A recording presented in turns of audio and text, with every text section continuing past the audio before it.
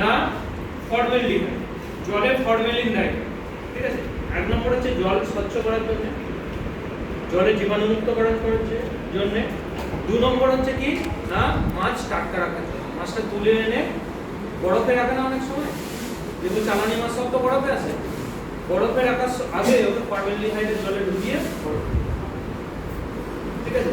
এতে কি হয় না মাছের লংজিভিটি অনেক বেশি থাকে, একটা মাছ অনেক, কিন্তু মানুষের ক্ষেত্রে এটা তো তাই বলছে আমি আজকে মাছ দিয়ে ভাত খেয়েছি। আরে বাবা আপনি ফর্মালডিহাইড খেয়েছেন, মাছ দিয়ে ভাত খেয়েছেন মানে ভালো মাছ দিয়ে ভাত খেয়েছি, ইলিশ মাছ। আর ইলিশ মাছটা যেটা যখন ওই মাছ সমুদ্র থেকে তুলে আনছে কে মাঝি, সেটা আস্তে আস্তে 7 দিন সময় লাগছে, 7 দিন 8 দিনের জন্য বেরিয়ে যায়। জাহাজগুলো কোথায় চলে যায়, ট্রলারগুলো 8 দিন 10 দিন 1 মাসের জন্য বেরিয়ে যায়, সমস্ত মাছকে নিয়ে তারপর সে ফেরে। তো অতদিন মাছটা রয়েছে কি করে? একটা মাছ 1 মাস থাকা কি সম্ভব, বা 15 দিন? ওই ফর্মালডিহাইডের জলে ডুবে আছে, ঠিক। এবার কাছাকাছি কিছু চাষি আছে, ওই জেলে আছে যারা ধরে ডেলি মাছ সাপ্লাই করে, সেটা খুব কম। এবার বলি যত বেশি ইলিশ মাছ পাওয়া যায় সব উপকূলের সাইডেই পাওয়া যায়, মাছ সমুদ্রে কিন্তু ইলিশ মাছ কম পাওয়া যায়। কেন উপকূলের সাইডে পাওয়া যায়? বর্ষাকালে ওরা উপকূলে ডিম পাড়ে, ইলিশ মাছ সেই জন্য ধরা হয়, ওকে। সেই জন্য কি না ইলিশ মাছটা, অন্যান্য মাছের কথা বলছি, ইলিশ মাছটার ক্ষেত্রে ফর্মালডিহাইডের ইউজটা খুবই কম হয়।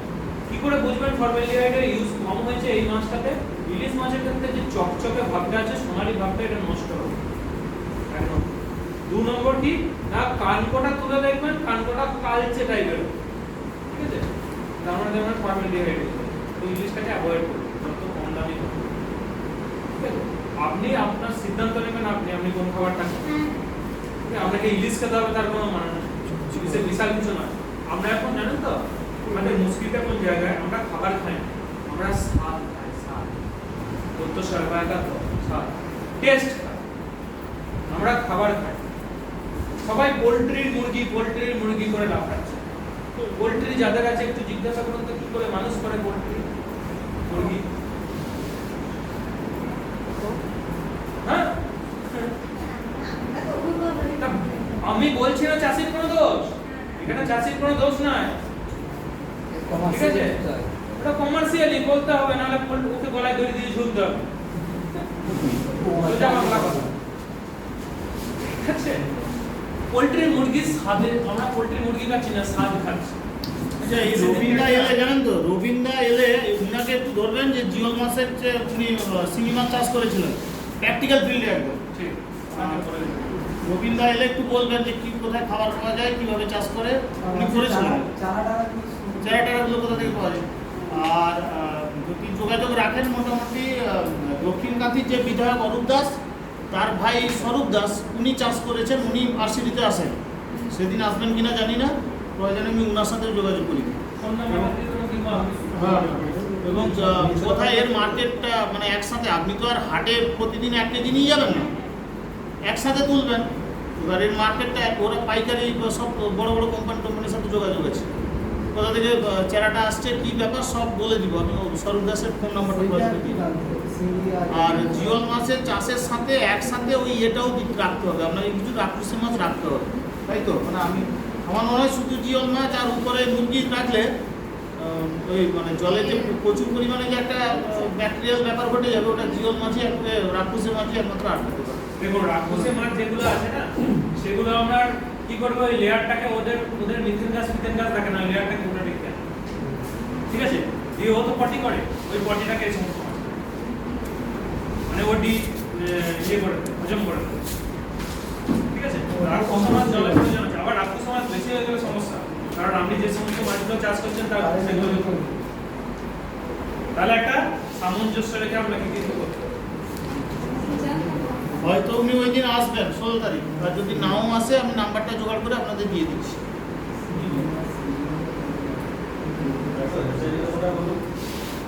হ্যাঁ যেটা বলতে গেলাম না, সেটা হচ্ছে ওই পোল্ট্রি, আমরা বললাম যে স্বাদ খায়, ঠিক আছে। যে স্বাদ হয়েছে মানে ভালো টেস্ট হয়েছে মানে খাবারটা খুব ভালো। এখন দেখবেন আমরা বিরিয়ানির দিকে বেশি চলছি, বিরিয়ানি করে লাফাচ্ছি, দেখবেন আপনাদের কাঁথিতে 10 বছর পিছিয়ে যান কটা বিরিয়ানির দোকান ছিল? আমরা বিরিয়ানি কত খেয়েছি ছোটবেলায়? আমি জানতাম নামটাই জানতাম না। ওদেরকে জিজ্ঞেস করুন। আমরা জানি না বিরিয়ানির কথা বলুন না। ছেলেমেয়েরা বলে আমরা জানি যে বিরিয়ানি খেতে হয়। উনি যুগের কথা। ঠিক আছে। আপনি স্যার বিরিয়ানি কদিন খেয়েছেন ছোটবেলায়? একেবারে না। এটা এই বিরিয়ানি কেন পকোড়া কেন এখন তো অনেক রকম ভ্যারাইটিস ফাস্ট ফুড বেরিয়ে গেছে। হ্যাঁ। আমার বাড়িতেই স্যার বিরিয়ানির নামটা জানতেন কি? একেবারে না। তাহলে বিরিয়ানি রাজরাজাদের খাওয়া। তার দেখুন এখন যে বিরিয়ানিগুলো তৈরি হচ্ছে এগুলো বিরিয়ানি না ফিরিয়ানি। তো বিরিয়ানি যেটা জিনিস না সেই জিনিসটা রাজরাজারা তৈরি করতো সেরকম ভাবে তৈরি করতো। আপনি 50 টাকা প্লেট বিরিয়ানি পেয়ে যাচ্ছেন। কি বিরিয়ানি দেবো তো বুঝতে পারছেন না? গোয়া বিরিয়ানি। হ্যাঁ কাওয়া বিরিয়ানি। ঠিক আছে? তো বিরিয়ানি থেকে সরে আসুন। এই যে টেস্ট, মশলার টেস্ট, ঠিক আছে? ওই টেস্টের দিকে আমরা ঝুঁকছি। ওই দিকের থেকে সরে আসুন। আমাদের খাবার দাবারে ডিসিপ্লিন আনুন। সবাইকে বলছি এই কথা। সেই জন্যই তো আমাদের এত রোগ। একটুখানি ওষুধের দোকানগুলো দিয়ে পেরিয়ে আসছি যখন বাপরে ভিড়, টোটো যাচ্ছে না। এমন খাবার আমি খাবো কেন যার জন্য ওষুধ খেতে হবে? আর ওষুধটাই খাবো কেন যার জন্য আমার রিঅ্যাকশন অন্য কিছু ফিডব্যাক হবে? ঠিক আছে? আমার শরীর নিজে নিজেকে রিপেয়ারিং করবে। এরকম পদ্ধতি আমার নিজের শরীরের মধ্যেই আছে, আপনার শরীরের মধ্যেও আছে। ঠিক আছে? প্রত্যেকের শরীরে এই ক্ষমতা আছে, সে বা কেটে গেলে আপনার নিজে নিজেই কোনো ওষুধ না লাগিয়ে সেরে যাবে। রিপেয়ারিং এর ক্ষমতা নিজের শরীরে নিজেরই আছে। ঠিক আছে? দেখবেন যে কুকুরে ঘাস খাচ্ছে মাঝে মাঝে, দেখেছেন? বেড়ালে ঘাস খাচ্ছে মাঝে মাঝে, দেখেছেন? হ্যাঁ, কেন খায়? মানে প্রকৃতির মধ্যেই ওটা আছে, ও সেগুলো জানে, আমরা সেগুলো জানি না এখনো পর্যন্ত যে এটা কুকুর জলে পেট ডুবে বসে থাকে, বেশি নেমন্তন্ন করতে খাওয়া বেশি হয়ে গেলে। Yes. Good. এটা যদি বললেন না, আমার একটা কথা মনে পড়ে গেল যে কুকুরটা সত্যি কথা বলেছে। এটা আমরাও পরীক্ষা করেছি, বেশি খাওয়ার পরে জলে বসে আছি, জলে চুপচাপ বসে আছে। এরকম ফিশারি রাস্তা আছে, কাজ করছি ঠিক ঘন্টা খারাপ করে আমার কি যাবে আসলে কুকুর জলে নেমে গেলে chop chop chop chop chop chop chop করে না, মাঝে মাঝে কুকুর চানও করতে যায় দেখবেন। এবার বলি, কুকুর যে জলে বসে আছে 1 ঘন্টা ধরে, হ্যাঁ, এটার একটা স্ট্র্যাটেজি আছে। বলছে যে আমাদের যে হাই প্রেসার লো প্রেসার এই ব্যাপারগুলো হয় না আমাদের শরীরে, তো আমাদের শরীরে যে কুকুরের শরীরে তো একই বিষয় না। তো 70% জল। আমি এক জায়গায় দেখলাম একটা সমীক্ষায়, উনি বলছেন যে আপনি বাথরুমে একটা জায়গা করুন, ঠিক আছে, এটা বাথটব টাইপের কিছু একটা করুন, যেখানে আপনি জলটার টেম্পারেচার রাখুন 60 ডিগ্রি। একটু বাইরের কথা জেনে রাখুন, শুনে নিন। জলটার টেম্পারেচার কত রাখবেন? 60 ডিগ্রি সেন্টিগ্রেড। ওকে, যেটাতে আপনি চান করবেন, শীত গ্রীষ্ম বর্ষা সব সময়। ওকে, মরে যাবেন না, মরে কেউ যাবেন, 60 ডিগ্রিতে মরে যাবেন। বলছে ওই জলটাতে আপনি 15 থেকে 20 মিনিট ডেলি যদি গলা পর্যন্ত ডুবিয়ে বসে থাকতে হবে, আপনার বলছে 100% রোগ ক্লিয়ার হবে। জানেন এটা?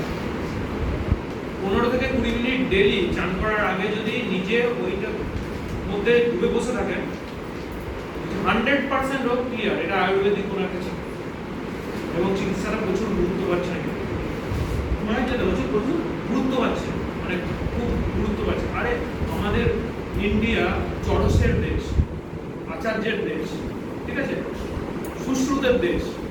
তো আমরা এগুলো ভুলেই গেছি। আমাদের দেশই পাশ্চাত্য দেশকে ওষুধ তৈরি শিখিয়েছে, টেকনোলজি শিখিয়েছে। আমরা সেই টেকনোলজি মেনে চলি, কিন্তু পাশ্চাত্য দেশের মানুষেরা করছে।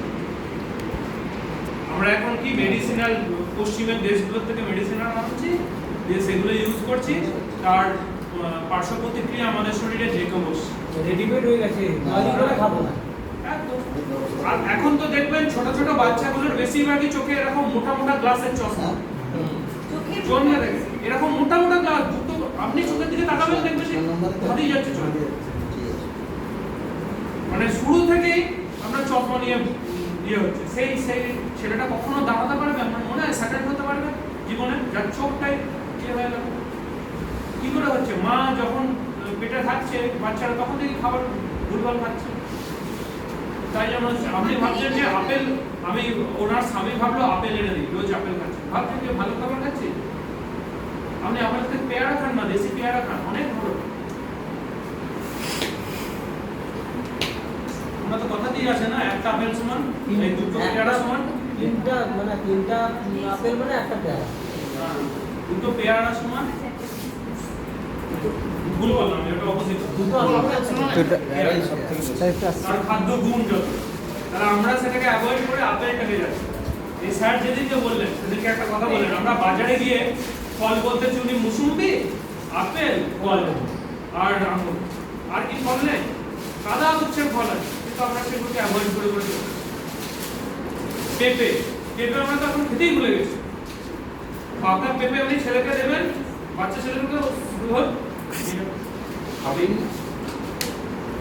এখন ম্যাগি করে দেন, আর কি ফুচকা আছে বাবু? ম্যাগি কিন্তু ফুচকা ম্যাগি তো ব্যান্ড হয়ে গেছিল কিছুদিন আগে, আবার তো চালু হলো। সিসা প্রচুর পরিমাণে সিসা আছে ক্যান্সারের কারণ, শুধু ক্যান্সারের কারণ না, অনেক কিছুর কারণ। আমার মেয়ে প্রচুর খেত, ওর হাতের অসুবিধা যখন ডাক্তার বলে দিয়েছিল খেতে না খায়। এই যে আপনারা মাশরুমটা যদি আপনি কমার্শিয়ালি নাও করেন, বাড়ির জন্য যদি 15টা করে বেড তৈরি করে রেখে দেন না, সারা মানে শীতটা আপনার মাশরুম হলো। কি পরিমাণে আপনার খাদ্য আছে এর মধ্যে আপনি চিন্তা করতে পারবেন না। কি পরিমাণে খাদ্য ভ্যালু আছে, কি পরিমাণে, শেষ করা যাবে না। নিরামিষ হোক আর চিংড়ি মাছ হোক সবই খাওয়া যায়। খাওয়া যায়, টেস্টি একমাত্র আমি বলছি খাদ্য গুণ, ঠিক আছে? আপনার টেস্ট হলেই মানে সেই মধ্যে খাদ্য গুণ প্রচুর আছে সেটা তো না। নিম পাতা কজন খান? কজন খায়? এখনকার ছেলেমেয়েরা নিম পাতা ছুঁই না কেন? শাকই খায় না স্যার, গুঁড়ো করে এখনকার ছেলেমেয়েরা রাখা। শাক খায় না পাতা। আমি এখনকার ছেলে মেয়ে, আমি এখনকার ছেলে মেয়ে, ও এখনকার ছেলে মেয়ে শাক খায় না পাতা, সবুজ জিনিস খায় না। আমাদের খাদ্য অভ্যাস গুঁড়া করতে করেও হবে। রাখা আছে তো। হালকা সুগারের ভয় আছে না? সদ্গুরু বলে একজন আছেন, ঠিক আছে? যিনি দেখবেন মাঝে মাঝে ইয়ে দেন, বাংলায় হয়তো, ইংরেজিতে বাংলায় ইংলিশটাকে ডাবিট করে সদ্গুরু বলে আছে। ওনার বক্তৃতা আমি সবসময়ের জন্য শুনি, আমিও শুনি, এত ভালো বলেন, ওনার বক্তৃতা শুনবেন। আর উনি খুব হাসি হাসিও কথা বলেন। মানে